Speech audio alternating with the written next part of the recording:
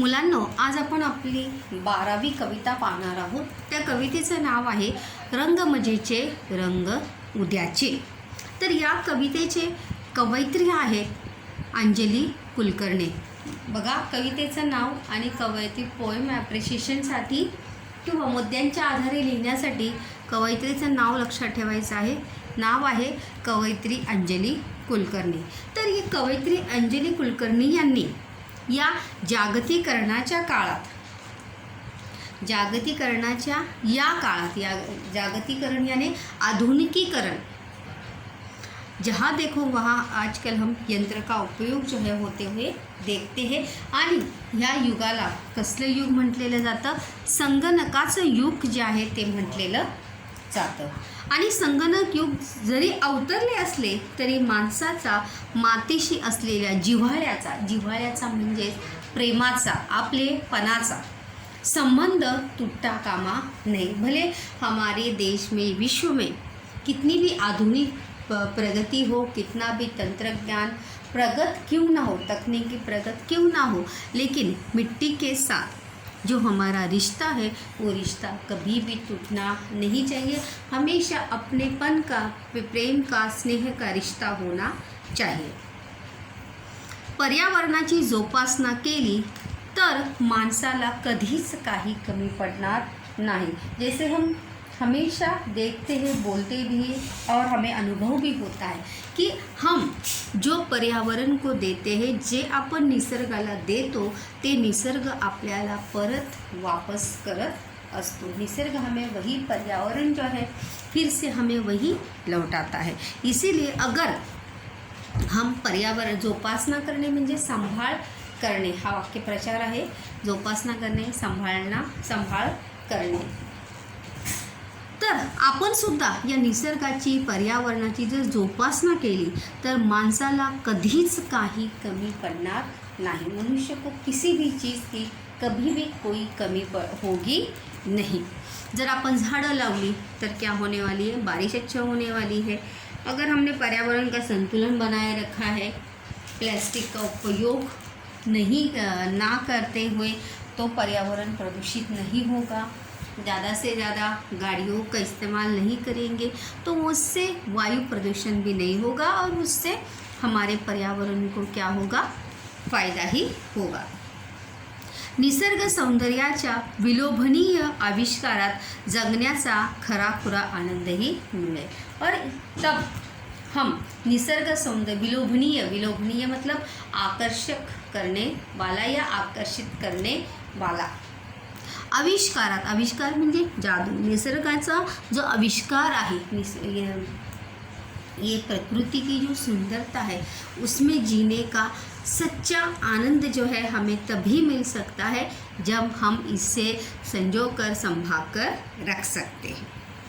असा दृष्टिकोन कवयित्रीने या कवितेत मांडला आहे. और कवयित्री अंजली कुलकर्णी आपल्याला हा संदेश दिलेला आहे. कवितेचा विषय तोच आहे की आपण कशाची जोपासना केली पाहिजे? निसर्गाची जोपासना केली पाहिजे. हा संदेश कवयित्रीने या कवितेच्या माध्यमातून दिला आहे. तर चला तर आपण कविता पाहूया. फुलांचे दाट ताटवे जिथे पोचते दृष्टी, रंग मजेचे रंग उद्याचे जपून ठेवू सृष्टी. फुलांचे दाट ताटवे जिथे पोचते दृष्टी, रंग मजेचे रंग उद्याचे जपून ठेवू सृष्टी. धान्य देईना संगणक हा काळी आई जगवू. मातीमध्ये जे हात राबती तयास देऊ पुष्टी. मातीमध्ये जे हात राबती तयास देऊ पुष्टी. रंग मजेचे रंग उद्याचे उधळू फेकू बिया डोंगरी रुजतील देशी झाडे. उधळू फेकू बिया डोंगरी रुजतील देशी झाडे, गच्च माजतील राने होईल आभाळातून वृष्टी. गच्च माजतील राने होईल आभाळातून वृष्टी. रंग मजेचे रंग उद्याचे.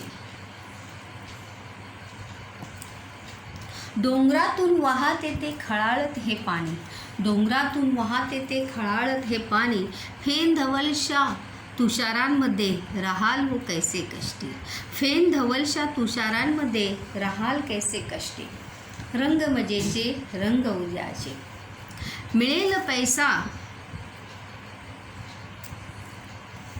मिळेल पैसा मिळेल दौलत, मिळेल पैसा मिळेल दौलत, यंत्राच्या संगती, आभाळाच्या छत्राखाली एक अनोखी तुष्टी, रंग मजेचे रंग उद्याचे, हिरवी हिरवी मने भोवती, हिरवी हिरवी मने भोवती, किती छटा या हिरव्याच्या, हिरवी हिरवी मने भोवती, किती छटा या हिरव्याच्या, गर्भरेशमी सळसळण्याच्या जगास सांगू गोष्टी, गर्भरेशमी सळसळण्याच्या जगास सांगू गोष्टी, रंग उद्याचे रंग मजेचे रंग उद्याचे. चला तर पाहूया पहिल्या 2 ओळींमध्ये कवयित्री काय सांगत आहे. प्रश्नांकडे सुद्धा लक्ष द्यायचं आहे की कोणत्या प्रकारचे प्रश्न जे आहेत ते इथे विचारले आहेत. चला तर, फुला फुलांचे दाट ताटवे, दाट ताटवे कोणाचे, ताटवे म्हणजे समूह, फुलांचा गुच्छ, दाट म्हणजे गर्द, दाटचा विरुद्धार्थी शब्द होणार आहे, दाट म्हणजे गच्च भरलेले पूर्ण, दाटचा विरुद्धार्थी शब्द होणार आहे विरळ. कोणता होणार आहे, विरळ. जिथे पोचती दृष्टी, दृष्टी म्हणजे नजर, दृष्टीचा समानार्थी शब्द काय आहे, नजर. रंग मजेचे रंग उद्याचे, जपून ठेवू सृष्टी, सृष्टी म्हणजे निसर्ग, सृष्टीचा समानार्थी शब्द काय आहे, निसर्ग, विश्व, जग. फुला फुलांचे दाट ताटवे, दाट ताटवे कोणाचे आहेत, फुला फुलांचे आहेत.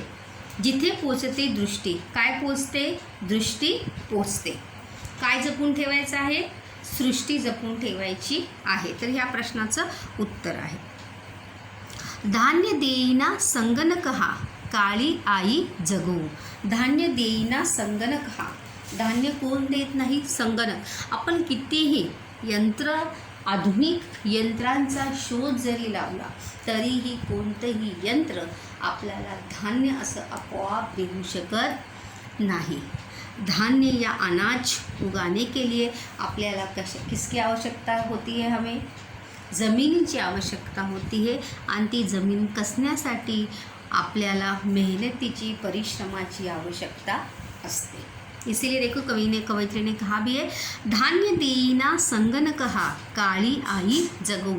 काळी आई कोणाला म्हटलेलं आहे, मातीला म्हटलेलं आहे, जमिनीला म्हटलेलं आहे. प्रश्नसुद्धा आहे की कवयित्रीने काळी आई कोणाला म्हटलेलं आहे, तर कोणाला म्हटलेलं आहे, जमिनीला, मातीला, या धरतीला काळी आई म्हटलेलं आहे. आणि संगणक, धान्य न देणारा कोण, संगणक. मातीमध्ये जे हात राबती, राबती यानी कष्ट करणे, मेहनत करणे, परिश्रम करणे. तयास देऊ पुष्टी, तयास म्हणजे त्यांना आणि पुष्टी म्हणजे दुजोरा, पाठबळ. वाक्यप्रचार पण आहे, पुष्टी देणे, पाठबळ देणे, सामर्थ्य देणे. उन्हें हमें क्या देना चाहिए, आधार देना चाहिए. त्यांना आपण पाठबळ दिलं पाहिजे. जे लोक किंवा शेतकरी कशामध्ये मेहनत करतात, आपल्या शेतामध्ये मेहनत करते हैं, किसान अपने खेतों में मेहनत करते हैं, फिर जाकर वो अनाज के द्वारा हम रोटी खा सकते हैं. तर त्यामुळे आपण मातीमध्ये जे हात राबती तयास देऊ पुष्टी, रंग मजेचे रंग उद्याचे. यहाँ पे देखो बार बार कवयित्री ने ये लाइन रिपीट क्यों किया है, रंग मजेचे रंग उद्याचे. म्हणजे रंग मजेचे, अगर आज आपले हे रंग, मतलब ये विविधता, ये प्रकृति की सुंदरता अगर हमें बचा कर रखनी है आज की, कल के लिए, तो हमें इसे कब बचा कर रखना है, कब, केव्हा याचा सांभाळ करायचा आहे, आत्ता आपल्याला तिचा सांभाळ करायचा आहे. कशासाठी, उद्यासाठी. इसीलिए कवयित्री ने बार बार ये लाइन रिपीट किया है, रंग मजेचे रंग उद्याचे. उधळू फेकू उधळू फेकू बिया डोंगरी. उधळू फेकू बिया डोंगरी. काय फेकायचं आहे? उधळू फेकू बिया डोंगरी. उधळू याने फेकणे, बिया याने बीज, डोंगरी याने पहाडों में. उधळू फेकू बिया डोंगरी रुजतील देशी झाडे. देशी झाडे म्हणजे मोठमोठे जे झाडं असतात, म्हणजे वडाचं झाड, बरगद का पेड़ हो, पिपलचं झाड आहे किंवा आंब्याची झाडं आहेत, कडुलिंबाची झाडं आहेत, तर ती झाडं लावण्यासाठी उधळू फेकू बिया डोंगरी. जैसे देखो हम बीज बोते हैं तो उसी का क्या उगाता है, पेड़ किंवा झाड त्याचं उगतं. तर इसीलिए कवयित्री ने कहा है उधळू फेकू बिया डोंगरी रुजतील देशी झाडे. रुजणे म्हणजे तयार होणे किंवा उगवणे, उगाना. जर आपण झाडांच्या बिया इकडे तिकडे जर फेकल्या, इकडे तिकडे फेकले, यहाँ पे फेकने का, फेकना यहाँ पे अर्थ है क्या, नाही. सगळीकडे जर आपण डोंगर दऱ्यांमध्ये सगळीकडे जर आपण झाडं लावली पाहिजेत. उधळू फेकू बिया डोंगरी. उधळे यानी सही में वहाँ पे जाके फेंकना क्या नहीं. उधळू फेकू बिया डोंगरी म्हणजे हमारे कवित्री की विचार से हमें सभी को जगह जगह पर क्या लगाने चाहिए, पेड़ लगाने चाहिए. गच्च माजतील राने. राने यानी जंगल. रान जंगलचा समानार्थी शब्द काय आहे, रान. और राने जो है उसका क्या है, अनेक वचन आहे. गच्च म्हणजे दाट आणि गच्चचा विरुद्धार्थी शब्द होणार आहे विरळ. काय फेकायचं आहे, बिया. कोठे फेकायचे आहे, डोंगरी. काय माजणार आहे, काय रुजणार आहे, देशी झाडे. प्रश्न पण आहे बघा, काय रुजणार आहे, देशी झाडे. होईल आभाळातून वृष्टी. वृष्टी म्हणजे पाऊस. आणि जर पाऊस जर पडला तर ती झाडे काय होणार आहे, उगवणार आहेत. आणि फक्त उगवणार नाही तर ती काय होणार आहे, भविष्यामध्ये मोठी होऊन आपल्याला फळं फुलं सावलीसुद्धा देणार आहे. तर त्यामुळे आपण झाडे लावली पाहिजे. पुन्हा दुसरं पाहूया बघा.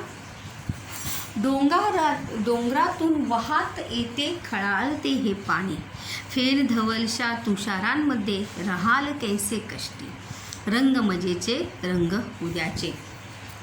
फेन धवलशा. फेन धवलशा याने फेसाप्रमाणे पांढरी. देखो जेव्हा धबधब्यातून जेव्हा पाणी पडतं, वॉटरफॉलचे जे पाणी गिरतं आहे तर त्या पाण्यातून बघा फेस असा येतो सफेद रंगाचा. तर फेन धवलशा तुषारांमध्ये राहाल कैसे कष्टी. ते पाण्याची सुद्धा आपल्याला काय केली पाहिजे, बचत केली पाहिजे. डोंगरातून वाहत येते खळाळते हे पाणी. फेन धवलशा तुषारांमध्ये राहाल कैसे कष्टी. कष्टी म्हणजे दुःखी. कष्टीचा समानार्थी शब्द काय आहे, दुःखी. वाक्यप्रचार सुद्धा आहे, कष्टी होणे, दुःखी होणे. फेन म्हणजे जे डोंगरातून जे खळाळतं जे पाणी येतं, ते पाणी नदीतून आपल्या घरापर्यंत पोचतं आणि त्या पाण्यातून आपली तहान भागते. तर त्या पाण्यामुळे आपण कधीही कष्टी किंवा दुःखी राहणार नाही. याचाच अर्थ म्हणजे कवयित्री ने यहाँ पे एग्जाम्पल क्यों दिए है, क्योंकि प्रकृती से निसर्गातून आपल्याला ज्या गोष्टी मिळतात त्या गोष्टींचं संरक्षण आणि संवर्धन आपण केलं पाहिजे. कारण जर त्या गोष्टींचं संरक्षण आणि संवर्धन जर आपण आत्ता केलं नाही तर भविष्यामध्ये त्या गोष्टी आपल्याला मिळणार नाही. इसीलिए देखो सबसे पहले कवयित्री ने किसका उदाहरण दिया है, किसान का उदाहरण दिया है. मिळेल पैसा मिळेल दौलत यंत्राच्या संगती. आपल्याला यंत्राच्या संगत म्हणजे सोबत, साथीने, बरोबरीने. संगतीचा समानार्थी शब्द काय आहे, साथ, सोबत. मिळेल पैसा मिळेल दौलत. दौलत म्हणजे संपत्ती. आभाळाच्या छत्राखाली एक अनोखी तुष्टी. तुष्टी म्हणजे तृप्ती, समाधान. आपल्याला पैशाने, यंत्राच्या संगती म्हणजे संगणकाच्या किंवा इस आधुनिक टेक्नॉलॉजी से, इस तकनीकी की विज्ञान से, यंत्राच्या सहाय्याने आपल्याला आपण काय कमवू शकतो, पैसा कमवू शकतो, संपत्ती कमवू शकतो. पण आभाळाच्या छत्राखाली एक अनोखी तुष्टी. परंतु जर आपण या आभाळाखाली, या आकाशाखाली एक मिनट जरी उभे राहिलो, आसमान में देखते हुए या प्रकृति की सुंदरता को निहारते हुए, तो हमारे मन को क्या मिलती है? तुष्टी यानी समाधान हमें प्राप्त होता है. अनोखी म्हणजे वेगळे, अनोखी म्हणजे वेगळी. शब्दाचा अर्थ लक्षात ठेवा. अनोखी म्हणजे वेगळी. प्रश्नसुद्धा आहे बघा. यंत्राच्या संगतीने काय मिळणार आहे? पैसा आणि दौलत मिळणार आहे. अनोखी तुष्टी कशाच्या खाली मिळते? आभाळाच्या छत्राखाली अनोखी तुष्टी किंवा समाधान मिळते. रंग मजेचे, रंग उद्याचे. हिरवी हिरवी मने भोवती, किती छटा हिरव्याच्या. आता कवयित्रीने मनाला कोणते विशेषण वापरलेलं आहे? हिरवी. कोणतं विशेषण वापरलं आहे? हिरवी. हिरवी हिरवी मने भोवती, किती छटा हिरव्याच्या. गर्भ रेशमी सळसळण्याच्या, जगास सांगू गोष्टी. रंग मजेचे, रंग उद्याचे. हिरवी हिरवी मने भोवती म्हणजे आपल्या आजूबाजूला आपल्याला अशी विविध स्वभावाची माणसं आणि विविध प्रकारच्या वस्तू किंवा गोष्टी ज्या आहेत त्या आपल्याला आपल्या निसर्गामध्ये पाहायला मिळतात. त्याचा आनंद आपण घेत असतो. हिरवी हिरवी मने भोवती. मनाला कोणतं विशेषण वापरलेलं आहे कवयित्रीने? हिरवी. किती छटा हिरव्याच्या. छटा म्हणजे रूपे, विविध छटा हिरव्याच्या. आपल्याला झाडांचा जर आपण पाहिलं तो पेड़ों की ही हमें पत्ते भले हम ग्रीन कहते हैं, परंतु त्या हरे रंग में भी हमें अलग अलग छटाएं जो है वहाँ पर देखने को मिलती है. एक ही हरा रंग हमें वहाँ पे देखने को मिलता है क्या? नाही. वेगवेगळ्या प्रकारचे हिरवे रंग मुलांनो आपल्याला त्या हिरव्या पानांमध्ये पाहायला मिलता. कोई रंग देखो थोड़ा सा हल्का रहता है, कोई डार्क रहता है, कोई उससे भी डार्क रहता है, कोई बहुत ही ज़्यादा हलका हरा रहता है. तर त्यामुळे कवयित्रीने म्हटलेलं आहे किती छटा हिरव्याच्या. म्हणजे विविध या निसर्गामध्ये विविध रूपे आपल्याला निसर्गाची पाहायला मिळतात. झाडांच्या रूपाने, पक्ष्यांच्या रूपाने, प्राणियों के रूप से, पावसाच्या रूपामध्ये, अलग अलग पानी के रूप में, हमें अलग अलग रूपों में हमें प्रकृति या निसर्ग जो आहे तो विविध गोष्टी आपल्याला देत असतो. तर याच्यामध्ये पुन्हा एकदा बघूया. फुलाफुलांचे दाट टाटवे. दाट टाटवे कशाचे? फुलाफुलांचे. प्रश्न बघा. जिथे पोचते दृष्टी. काय पोचते? दृष्टी. दृष्टी म्हणजे नजर, त्याचा समानार्थी शब्द आहे नजर. जपून ठेवू सृष्टी. काय जपून ठेवायची आहे? सृष्टी म्हणजेच निसर्ग आपल्याला जपून ठेवायचा आहे. जपून म्हणजे त्याचा सांभाळ आणि संवर्धन आपल्याला निसर्गाचं करायचं आहे.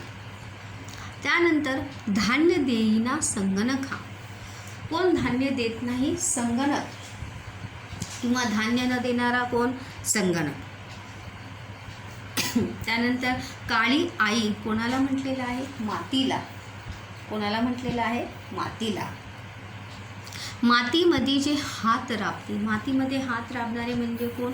कष्टकरी, शेतकरी. प्रश्न पण आहे. मातीमध्ये जे हात राबती. राबती म्हणजे कष्ट करणे. तयास देऊ पुष्टी. तयास म्हणजे त्यांना आणि पुष्टी म्हणजे सामर्थ्य, पाठबळ, आधार. रंग मजेचे, रंग उद्याचे.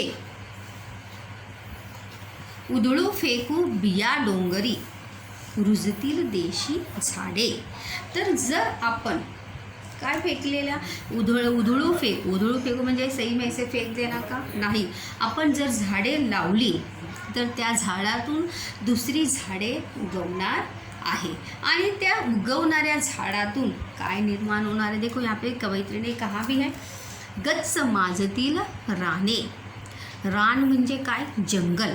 तर त्याच्यातूनच काय निर्माण होणार आहे? मोठी मोठी जंगल निर्माण होणार आहे. होईल आभाळातून वृष्टी. वृष्टी म्हणजे पाऊस.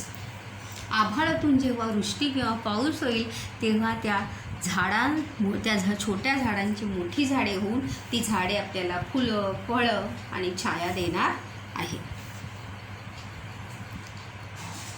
डोंगरातून वाहत येते खळाळते हे पाणी, फेन धवलशा तुषारांमध्ये राहाल कैसे कष्टी. कष्टी म्हणजे दुःखी. लिहून या. डोंगरातून काय वाहत येते? खळाळते पाणी वाहत येते. तुषार कसे आहेत? फेन धवलशा. प्रश्नसुद्धा आहे बघा. तुषार कसे आहेत? फेन धवलशा. कष्टी म्हणजे दुःखी. रंग मजेचे, रंग उद्याचे. मिळेल पैसा, मिळेल दौलती यंत्राच्या संगती. यंत्राच्या संगतीने काय मिळणार आहे? पैसा आणि दौलत. आभाळाच्या छत्र म्हणजे छाया. अनोखी म्हणजे वेगळी. तुष्टी म्हणजे समाधान, तृप्ती. रंग मजेचे, रंग उद्याचे. हिरवी हिरवी मने भोवती किती छटा हिरव्याच्या, गर्भ रेशमी सळसळण्याच्या जगास सांगू गोष्टी. रंग मजेचे, रंग उद्याचे. म्हणजे आपल्या आसपासच आपल्याला विविध निसर्गामध्येच हिरवी हिरवी मने भोवती म्हणजे आपल्या आसपास आजूबाजूला आपल्या निसर्गामध्ये प्रकृतीची विविध रूपे आपल्याला पाहायला मिळतात. जसे मैंने पहिले बताया की झाडांच्या पानामध्येच आपल्याला झाडांच्या पानांचेच हिरवे विविध रंग इथे पाहायला आपल्याला मिळतात. त्यानंतर फळांचे विविध प्रकार आपण पाहतो. फुलांचे गुलाब जर एक प्रकारचं आपण फूल घेतलं त्या गुलाबामध्येच विविध जाती आपल्याला पाहायला मिळतात. तर अशा प्रकारे म्हणजे एकाच बाबतीमध्ये विविधता आपल्याला प्रकृतीमध्ये निसर्गामध्ये आपल्याला ते पाहायला मिळते. आणि निसर्गाची हीच वेगळीपणा किंवा निसर्गाची हे सौंदर्य आपल्याला उद्यासाठी जपून ठेवायचं आहे. म्हणूनच कवयित्रीने म्हटलेलं आहे रंग मजेचे, रंग उद्याचे. म्हणजे हे रंग जे आहेत निसर्गाचे जे विविध रंग आहेत ते आपल्याला काय देतात? आनंद देतात. आणि तेच विविध आनंदाचे रंग आपण उद्यासाठी किंवा येणाऱ्या आपल्या भविष्यासाठी आपण ते विविध रंगांची जपणूक करून ठेवली पाहिजे. कारण निसर्ग आपल्याला आपण जे देतो तेच आपल्याला परत करत असतो. जर आपण निसर्गाची जपणूक केली, झाड़े लावली तर जाहिर सी बात है फिर वहाँ पर हमें क्या मिलेंगे? पेड़ ही मिलेंगे. जर आपण प्रदूषित वातावरण तयार केलं तर पर्यावरण किंवा निसर्ग काय होणार आहे? प्रदूषित होणार आहे. पाण्याचा गैरवापर केला तर पाणी काय होणार आहे? वेस्ट होणार आहे. तर त्यामुळे या सर्व गोष्टींचं आपण लक्षात ठेवून त्या उद्यासाठी सांभाळून ठेवला पाहिजे. याच्यामध्ये सोमताचा प्रश्नसुद्धा आहे बघा की निसर्गाची जपणूक करणे, सांभाळ करणे हे प्रत्येकाचे कर्तव्य आहे. या विधानाशी तुम्ही सहमत आहात का? त्यानंतर अजून एक प्रश्न येऊ शकतो की शेतकरीच्या कष्टाबाबत किंवा मातीमध्ये राबणाऱ्या शेतकऱ्यांविषयी तुमचे विचार लिहा. किंवा आधुनिकीकरणामुळे किंवा तंत्रज्ञानामुळे आपले निसर्गाचे होणारे नुकसान यावर तुमचे विचार स्पष्ट करा. अशा विविध प्रकारच्या प्रश्नांवर आधारित आपल्याला स्वमताचे प्रश्न जे आहेत ते येऊ शकतात. तर त्यामुळे आपण इथे बघा कवितेमध्ये जर बघितलं तर बघा कवितेमध्ये पिक्चरमध्येच आपल्याला कवित्रीने एक्सप्लेनेशन वहाँ पर केलेलं आहे बघा. 2-3 मुलं हातामध्ये जसे काय ते बिया उधळत आहेत. म्हणजे इकडे जिकडे झाडे नाही आहेत, बिया उधळणे म्हणजे जिकडे झाडे नाही आहेत त्या ठिकाणी जाऊन आपण झाडे लावली पाहिजे. आणि फक्त झाडे न लावता त्या झाडांचे संरक्षणसुद्धा आपण केले पाहिजे. अशा प्रकारे कवयित्री अंजली कुलकर्णी यांनी निसर्गाच्या विलोभनीय आविष्कारात जगण्याचा खरा पुरावा म्हणजे आपण जर स्वतःच अगर हम खुद ही इस प्रकृति का, इस निसर्ग का संरक्षण अथवा संवर्धन खुद करते हैं, तो आने वाले फ्यूचर में या आने वाले भविष्य में आपल्याला त्या खऱ्याखुऱ्या निसर्गाचा काय घेता येणार आहे, आनंद घेता येणार आहे. म्हणूनच आपण त्या निसर्गाची जपणूक करून ठेवली पाहिजे.